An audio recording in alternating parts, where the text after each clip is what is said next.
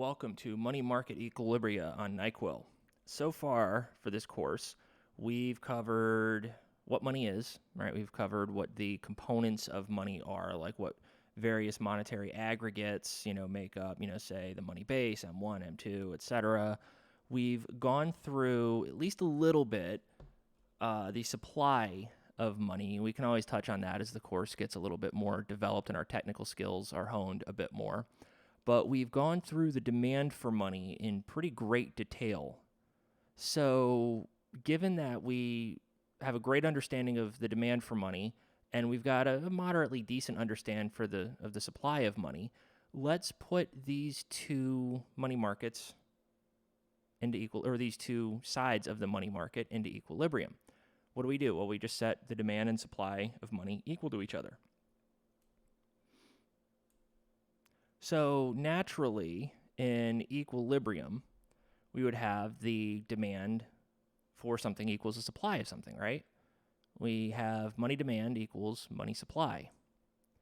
And we've got four variables here, right? Well, maybe you only see two. You see money and prices, right? But remember that money demand is a function of what again? Real income and the nominal interest rate, right? So if we've got money demand equals money supply, we'd have four variables. We'd have the nominal stock of money, we'd have real incomes, nominal interest rate, and the price level. All right, MT, the money supply, is determined by the supply of money, which is still assumed to be fixed in this case. Now recall that since money demand is M over P equals function of real income and a nominal interest rate, we just plug that in for money demand, and we get the supply of money over the price level equals some demand function of real incomes and the nominal interest rate. Now, guys like Friedman would say stuff like, real income would be determined independently of changes in the quantity of money, at least in the long run. And what he means by that is that money doesn't create stuff. If the Federal Reserve were to begin printing a bunch of money for no reason, right, and there was this helicopter drop of money, that wouldn't increase production, right? If production's a function of capital and labor, and it's not a function of money, and you increase money, is production going to go up? No. Now, in the short run, it might, but that's not because production's a function of money in the short run, but not the long run. Right? There are other things that would be driving that. But in the long run, changes in the quantity of money are not going to have any effect on anything like production, right? Which would be real income or employment, right? If you gave everybody more money, would we get more stuff? The answer to that would be no. All that would happen is that prices would rise. Now, it will change nominal income. So real income won't be changed, but nominal income would be. Why? Well, let's let nominal income, capital Y, be given by equation 3, right? Capital Y equals P times lowercase y. Nominal income is equal to real income times the price level.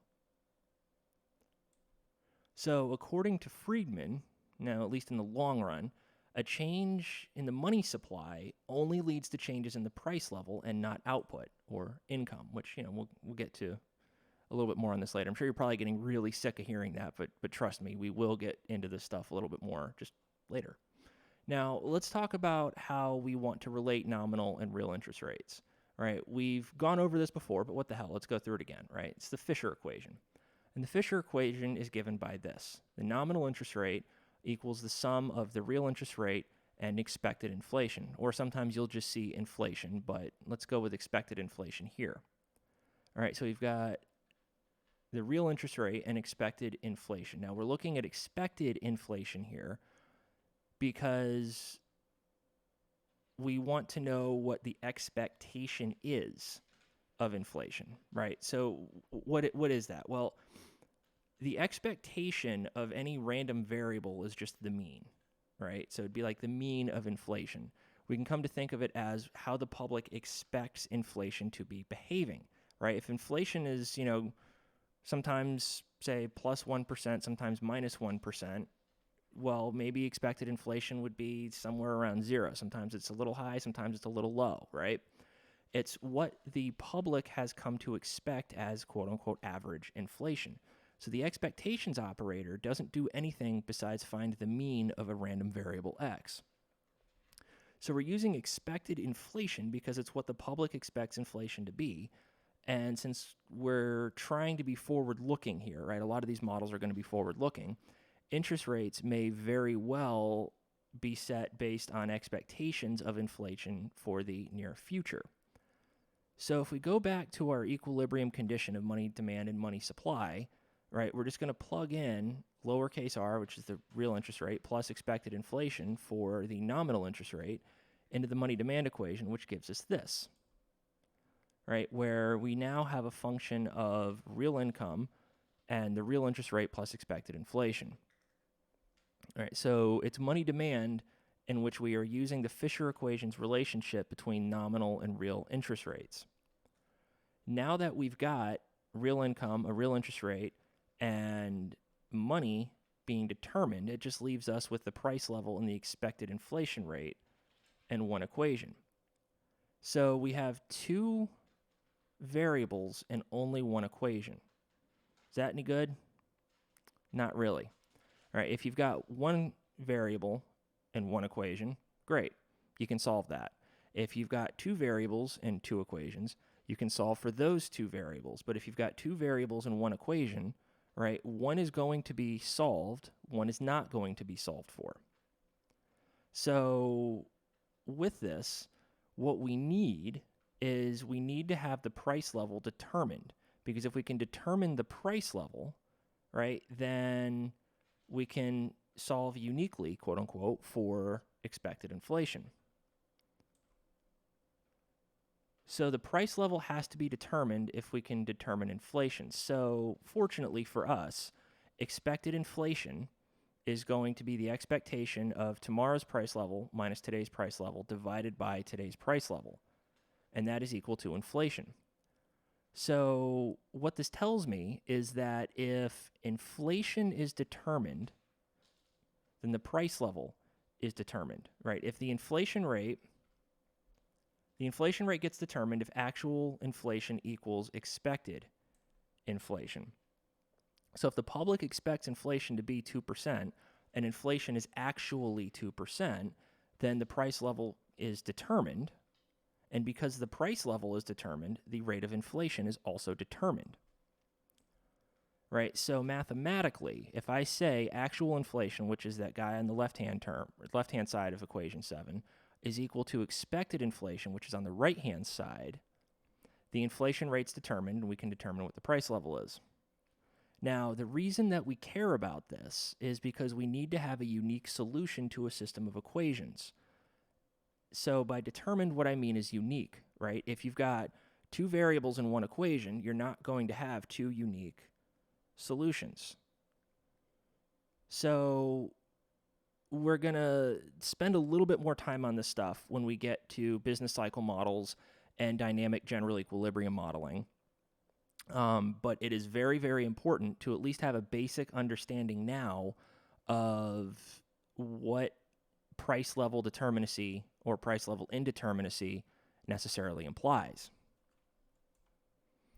So if we want to look at the equilibrium for money markets, right, we would here have a money demand equation, and we've got two different supplies for money, right? I've got, say, M01 and M02, right? One of them is at 2 trillion. The other is at 4 trillion. So at $2 trillion, where these two guys intersect, where money demand and money supply intersect, it's going to imply a nominal interest rate of RT triple prime, right? If I were to increase the money supply to $4 trillion, well, that's going to be implying a nominal interest rate of RT double prime.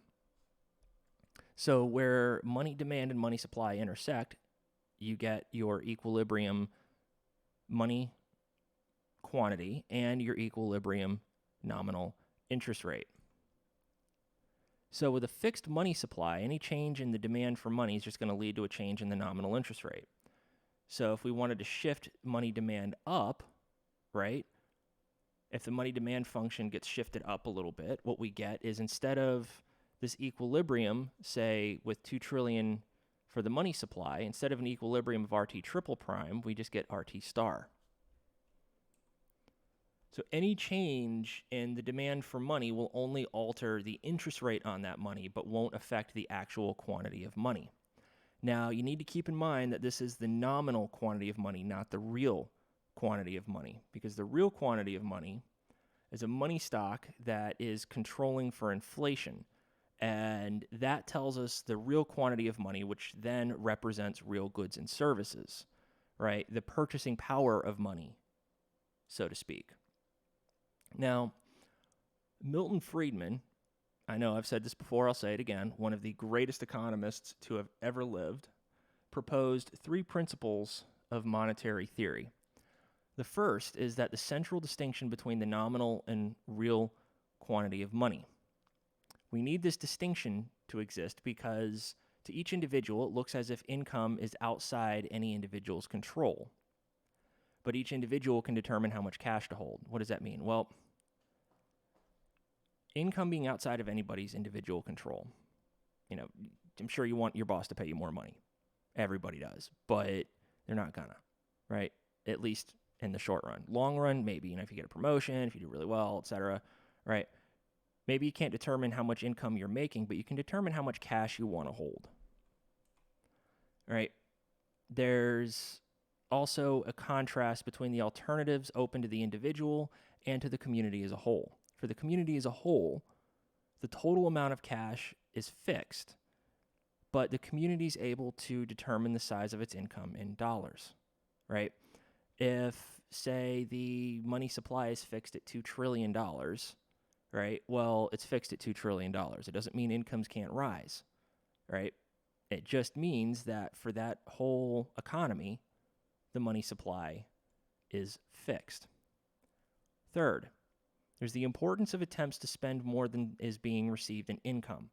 The collective attempt of people to spend more than what they receive, even though it's doomed to frustration, will ultimately raise nominal expenditures and receipts, right? If you want to spend a bunch of money, right, you are raising your expenditures. If everybody decides they want to spend more money than what they're currently spending, that's fine, but you're going to have money moving around through the economy more rapidly. Nominal expenditures and receipts will be increasing. So let's think about that third principle. Attempts of people to spend more than they receive, which ultimately increases nominal expenditures and receipts. Let's think we want to go for a helicopter ride, drop a bunch of money out of that helicopter over this small, closed economy. What happens? Well, everybody gets more money. Happy, yay, good for us, right? They all get to spend more money. Everybody should be happy, right? Well, not really. Why wouldn't they be happy? Because if everybody gets more money, then everyone tries to spend it all at once. Firms producing goods and services will simply raise their prices. Now, there may be some process, some short to medium run process in which there's an adjustment to this shock and output responds a little bit. But if we think about the long run, right, the medium to long run behavior, the only thing that's going to go up is the price level, hence inflation. We've talked about this before. This is monetary neutrality. So if you're to increase the money supply in the long run, the only things that are going to be changing are things like the nominal interest rate, the price level, inflation, etc. Variables like output, employment, real interest rate, the capital stock, they're not going to be responding in the long run. So this is going to wrap up our very short talk on money market equilibria. And we will be delving into a couple of other fairly interesting topics quite soon, namely that of expected inflation. And then we will also be getting into some interest rate rules in how the monetary authority wants to set its interest rate in order to respond to changes within the economy. But that is for a later date. Thank you for watching, and stay tuned for more.